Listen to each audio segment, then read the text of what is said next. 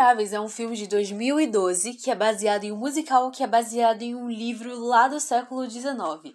Originalmente escrita por Victor Hugo, o filme retrata com profundidade a desigualdade, injustiça e a miséria na França no século XIX, acompanhando a trajetória de Jean Valjean, que é um homem que foi condenado à escravidão durante 19 anos por roubar um pedaço de pão. Stole a loaf of bread. My sister's child was close to death. We were starving. You'll starve again unless you learn the meaning of the law. Know the meaning of those 19 years. The slave of the law. Sua história revela como o sistema judiciário não apenas pune de forma desproporcional, mas marca indivíduos com estigmas difíceis de apagar, mesmo após o cumprimento da pena. O número musical Look Down ilustra muito bem essa crítica social. Vemos homens tratados como máquinas sem dignidade, enquanto a elite francesa ignora as suas dores. É nesse cenário que a gente conhece o Jean Valjean, que depois de ser libertado continua sendo julgado pela sociedade. Isso reflete um problema ainda atual, o preconceito contra ex-presidiários e a forma como o passado se torna uma prisão eterna para muitos. A transformação de Valjean começa quando ele encontra o bispo de Digne.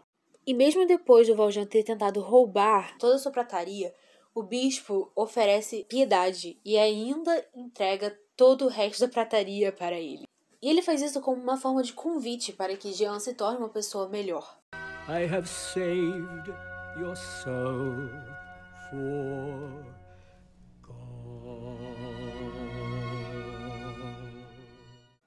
Esse gesto do bispo representa a ruptura com uma lógica punitivista e abre espaço para a redenção, algo que pensadores como Chico Alencar e Walter Benjamin relacionam à esperança e à reconstrução em meio a adversidades. E ao longo do filme nós somos expostos a muitos tipos de violência econômica e moral, como no momento em que Fantine é demitida por conta de fofocas que acontecem na fábrica onde ela trabalha. E por conta disso ela faz escolhas muito desesperadas para conseguir sustentar sua filha. Ao longo do número Lovely Ladies, conseguimos ver Fantine, a princípio, vendendo seu cabelo, em seguida vendendo seus dentes, e por último, recorrendo à prostituição. E essa cena mostra mulheres sendo exploradas, julgadas e descartadas sem qualquer rede de apoio. E essa parte da narrativa escancara como o sistema marginaliza os vulneráveis e como a sobrevivência muitas vezes exige medidas extremas. E temos o personagem Javert, símbolo da lei inflexível. Ele persegue o Valjean por anos de uma forma obsessiva. E isso porque ele acredita que o mundo é só preto e branco, certo e errado, sem nenhuma nuance. Que nenhum homem é capaz de mudar. Se ele nasce ruim, ele é ruim. Mas quando ele se depara com o Valjean poupando sua vida, Javert entra em conflito com seus valores e, incapaz de lidar com isso, ele comete suicídio. I'll escape now from that world, from the world of Jean Valjean. There is nowhere I can turn, there is no way to go on. Essa cena mostra como o excesso de rigidez moral pode levar à destruição. Algo que se aproxima da visão de Hobbes sobre o ser humano e da crítica de Rousseau à sociedade e como ela molda o homem de forma distorcida. A Batalha das Barricadas representa a luta dos jovens por justiça e transformação social. Ainda que derrotados, sua coragem ecoa. É a juventude enfrentando um sistema injusto, mesmo que sem garantias de vitória. Hoje vemos essa mesma energia em protestos, movimentos sociais e causas que exigem mudanças reais.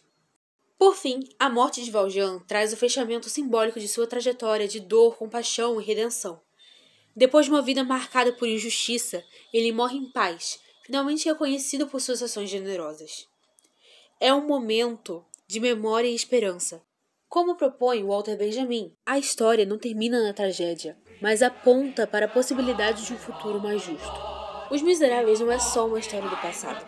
É uma crítica ainda válida ao presente. A pobreza, o preconceito, a justiça seletiva e a exclusão social continuam.